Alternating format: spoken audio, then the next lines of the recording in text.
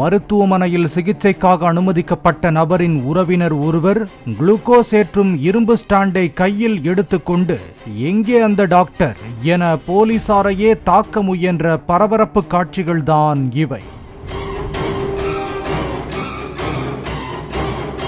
திருவள்ளூர் மாவட்டம் சேலை பகுதியைச் சேர்ந்த 55 வயதான தாமஸ் என்பவர் கடந்த 15ஆம் தேதியன்று மாலை வெள்ளவேடு பகுதி அருகே இருசக்கர வாகனத்தில் சென்று கொண்டிருந்துள்ளார்.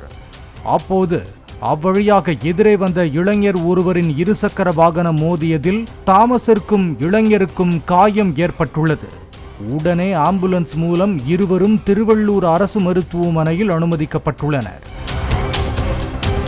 முகத்திலும் நெஞ்சிலும் காயம் ஏற்பட்ட தாமஸிற்கு மருத்துவர் ஊசி செலுத்தியதாகவும் நன்றாக பேசிக் கொண்டிருந்த தாமஸ் திடீர் என இறந்துவிட்டதாக மருத்துவர் தெரிவித்ததாக கூறப்படுகிறது. இதனால் அதிர்ச்சியடைந்த உறவினர்கள் மருத்துவமனையில் 3 மணி நேரமாக மருத்துவர் இல்லை என கூறி ரகளையில் ஈடுபட்டுள்ளனர்.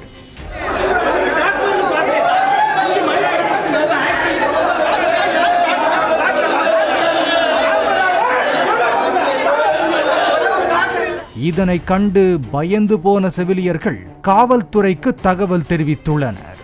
இதனைத் தொடர்ந்து இறந்தவரின் மேல் உறவினர்கள் கை வைத்து அழுத்தி காப்பாற்ற முயற்சி செய்துள்ளனர்.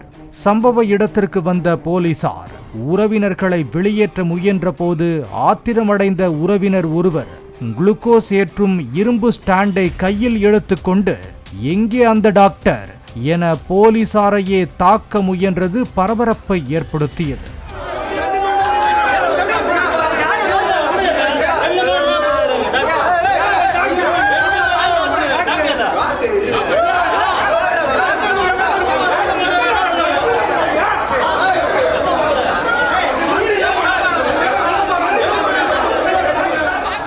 பின்னர் போலீசார் கூடுதலான எண்ணிக்கையில் வந்ததால் சற்று பரபரப்பு அடங்கியது. இறந்தவருக்கு ஏற்கனவே ஆஞ்சியோ செய்யப்பட்டதால் ஒவ்வாமை காரணமாக இருந்ததாகவும் மேலும் மருத்துவமனையில் ஒரு மருத்துவர் மட்டுமே இருந்ததாகவும் தகவல் வெளியாகியுள்ளது. இதற்கிடையே காயமடைந்த மற்றொரு இளைஞனை வேறொரு மருத்துவமனைக்கு சிகிச்சைக்கு உறவினர்கள் அழைத்து சென்றுள்ளனர். இந்த சம்பவம் குறித்து விபத்து நடந்த பகுதியைச் சேர்ந்த பூந்தமல்லி போக்குவரத்து போலீசார் வழக்கு பதிவு செய்து விசாரணை மேற்கொண்டு வருகின்றனர்.